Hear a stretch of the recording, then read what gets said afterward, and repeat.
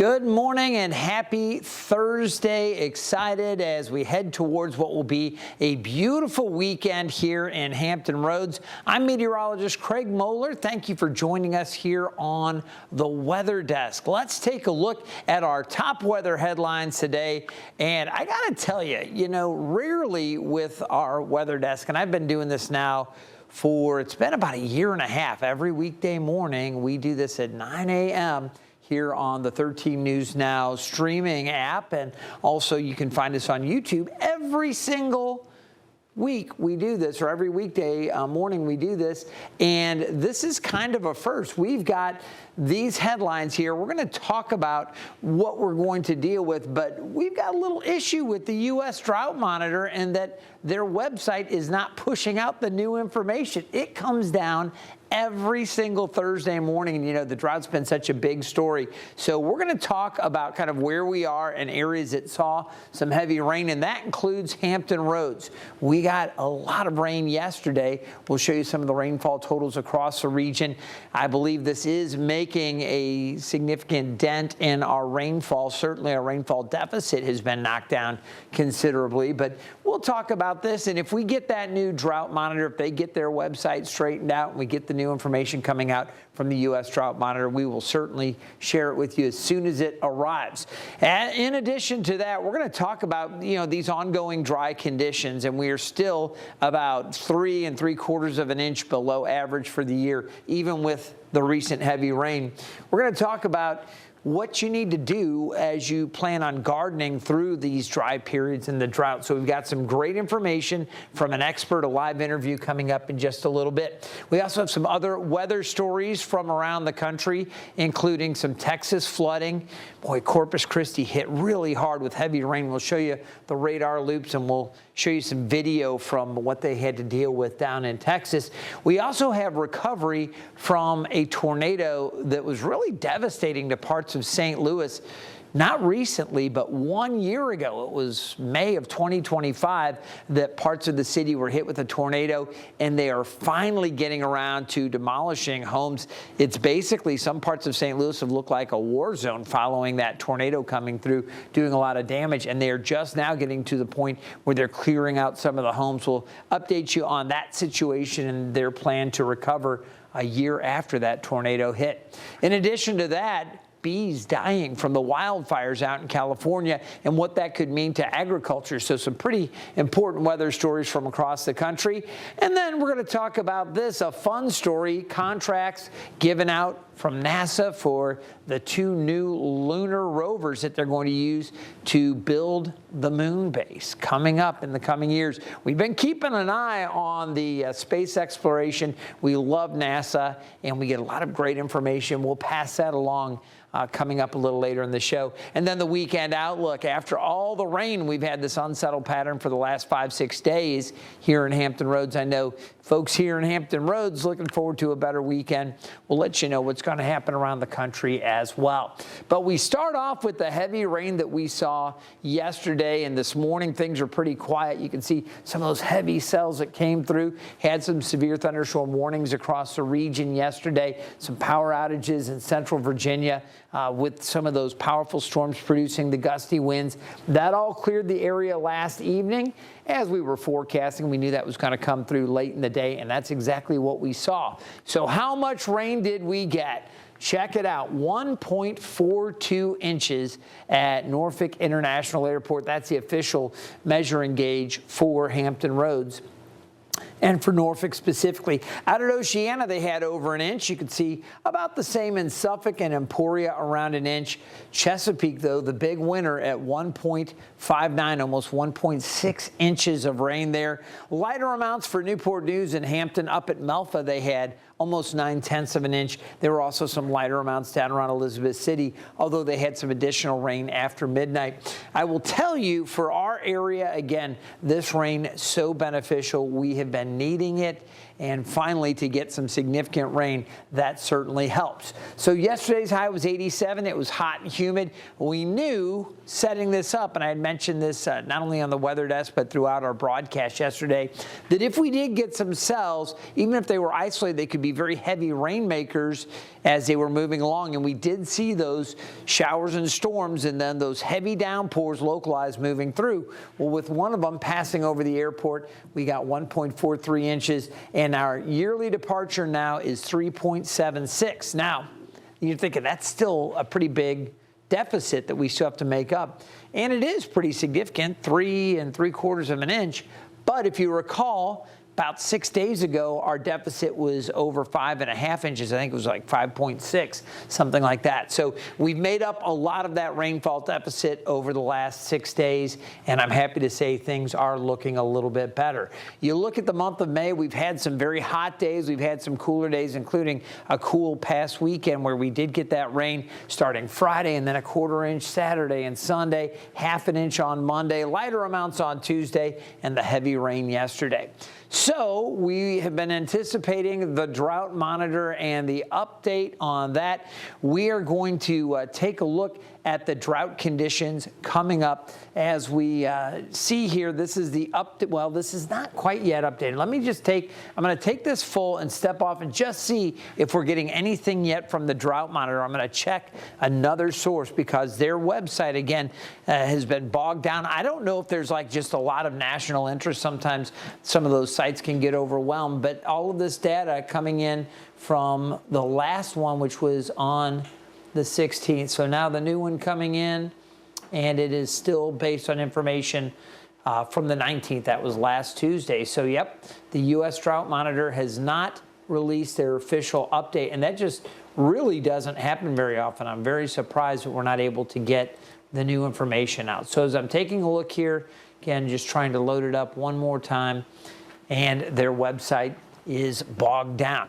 So this is the latest that we've had. Now, I will say, as we take a look at this and what we've seen, what was going to come out this morning would have been reflective of what has happened up through Tuesday. And remember, the rain amounts around here were, they were decent. They weren't crazy. We had that 1/4 inch, I think, on Saturday and Sunday, 1/2 inch on Monday. So that might have made a little bit of a difference. Maybe we saw a little bit more moderate drought, some of those areas that got heavier amounts. I know there were some heavier amounts back out to the west, so I was hoping some of these areas in extreme drought may have been knocked back to severe. Down to the south, still the drought conditions, and I got to tell you, some of these parts of North Carolina have definitely been struggling, especially the northwest part of the Tar Heel state. So we'll continue to watch that. Again, as soon as we get the updated information coming in from the drought monitor, we'll pass it along. But we're just like you, waiting to see for that official release.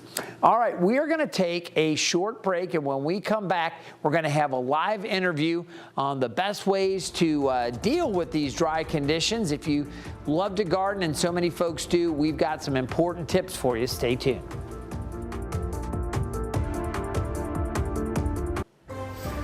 Welcome back to the weather desk. You know, we've been dealing with the dry conditions and record drought across parts of the country so far this year. It's put serious stress on lawns and backyard gardens. And if you're struggling to keep your plants alive, there are some things you can do. There are ways to protect them even in these dry conditions. And joining us live this morning is Ed Olson with the Virginia Co-op Extension Master Gardener Program through Virginia Tech.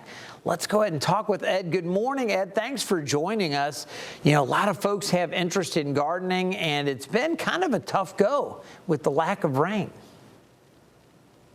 Thanks for having me. Yes, you can still garden in drought conditions. One of the bigger things to remember, though, is that you need to spend a little bit more time taking care of your plants. Our plants need to be taken care of, watered properly during an extended drought so that they can establish their roots systems in the soil, and then in future years they will be better resilient to the drought conditions. You know, you mentioned water them properly. What types of things, what types of steps, or what kind of adjustments should people make to make sure that their plants are getting adequate water, and what are some of those things they can do? So you want to make sure that you are using your water, which is a limited resource in a drought, wisely. And part of that is to not use an overhead sprinkler. Studies have shown that by using an overhead sprinkler, you lose 20 to 30% of the water to evaporation. So you want to make sure you're getting good use of that. So you want to make sure that you're watering directly at the plant. So take a hose and water it directly at the base of the plant, or install drip irrigations so that the water stays around the root ball area of the plant. You also want to make sure that when you water, you're watering deeply for these new plants. The roots have not broken out and gone past the root ball. So you want to make sure that when you're watering deeply enough so that the water goes all the way through that soil profile to the bottom of that root ball. Otherwise, if you just water a little bit at the top, then all you're going to get is a little bit of root growth at the top of that container root ball. But then the bottom half of that root ball the roots will die because they're not getting enough moisture. Your plants will succumb to drought a lot quicker than that. The other thing is to water early in the day. The best time to water is before sunrise or right after sunrise. We typically don't have a lot of wind. That will also then help, which also would help with evaporation. But the sun's not out. So that's another tip is to water early in that morning. You'll get the best use of your resources. And lastly, make sure that you're mulching around your plants. A good 3 to 4 inches of mulch around your plant, not touching the trunk or stem of the plant, but 3 to 4 inches will help protect that plant from losing the water during the hotter part of the day, as the sun will not be able to get down to the soil level. So the moisture will tend to stay around that plant a little bit better. So even if you don't have time to plant and mulch the whole bed, at least plant mulch around the plants that you just planted to help with moisture around those. Ed, I know you work with folks all around the Commonwealth, and you're very well aware of the drought situation. Are there any types of plants that are doing better through this drought, just in terms of the actual type of plant? Or if there's somebody that wants to maybe get into gardening and may have an easier time with certain varieties of plants, what would be your recommendations? What plants are doing a little bit better even in the dry conditions?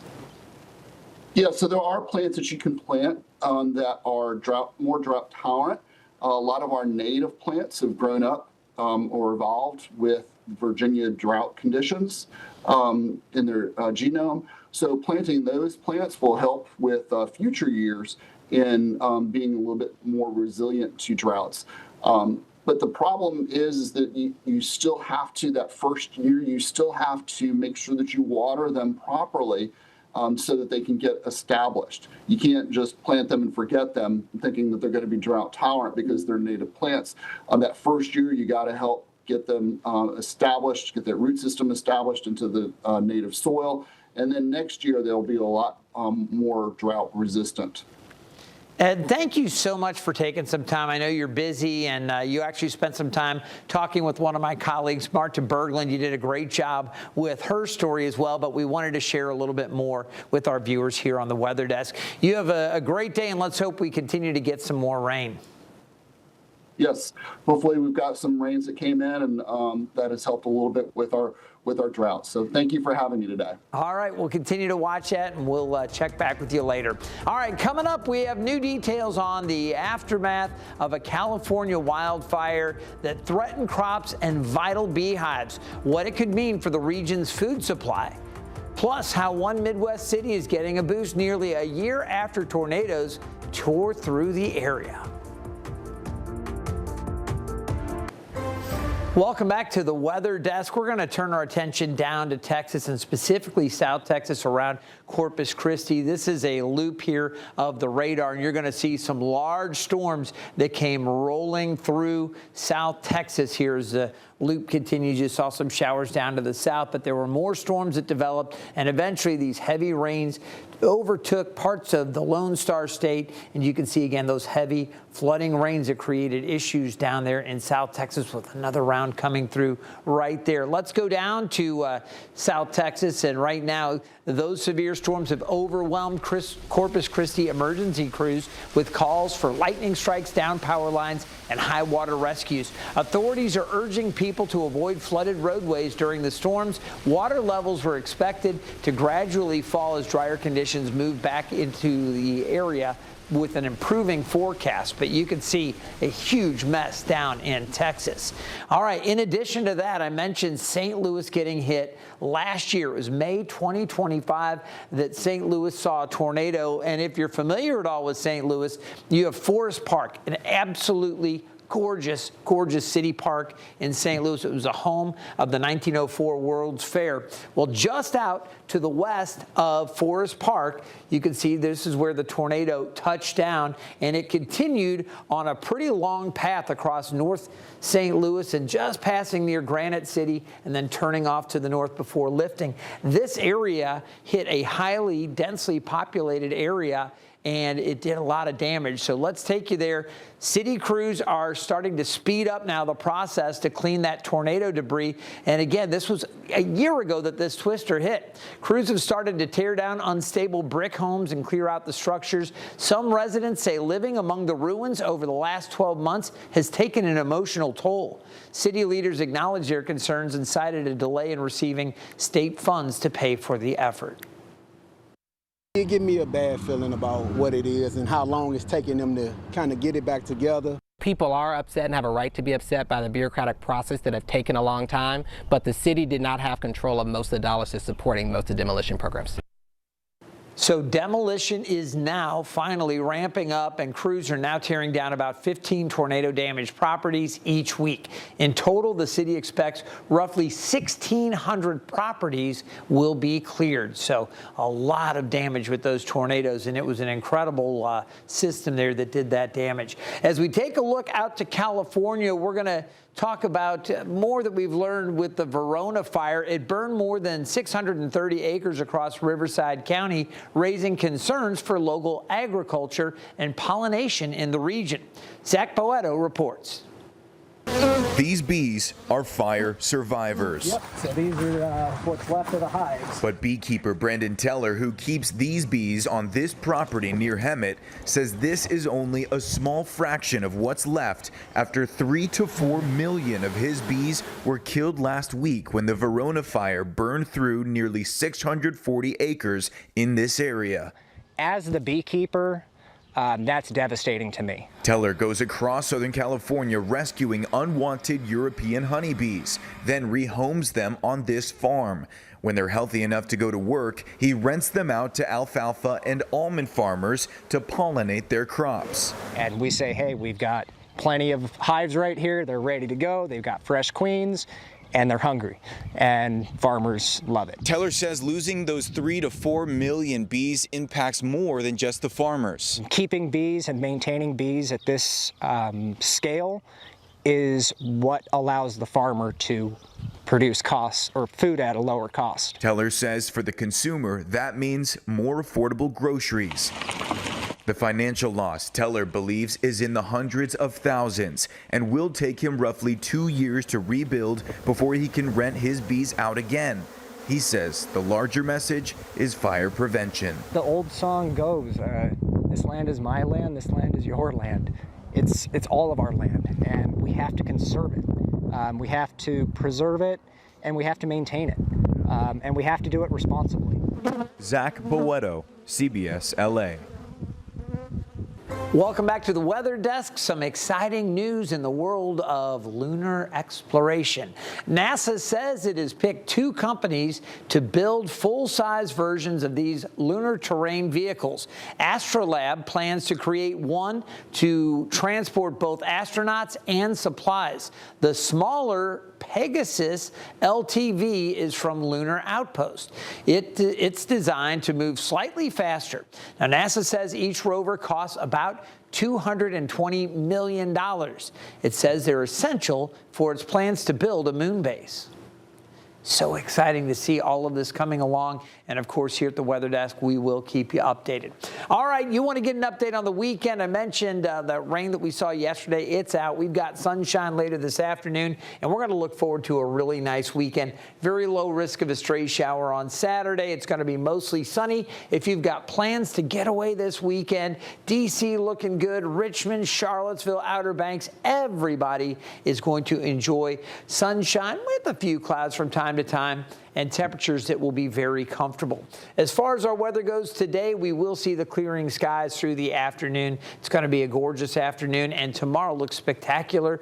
Clear tonight, it will be cooler, 50s inland, low 60s near the coast. Humidity lower as well through the day tomorrow. Temperatures staying in the 70s. As we get into early Saturday, maybe a little cloud cover for a brief period, but things will be improving after that. Quickly want to mention, if you've got plans to go to the beach, rip current threat is low, UV index very high. Remember the sunscreen and the sunglasses. There's a 7-day outlook after the weekend. Some more nice weather into early next week. After all the recent rain, we'll enjoy a little break. There might be a few showers by the middle to end of next week. I hope you've enjoyed this edition of the Weather Desk. We'll see you next time.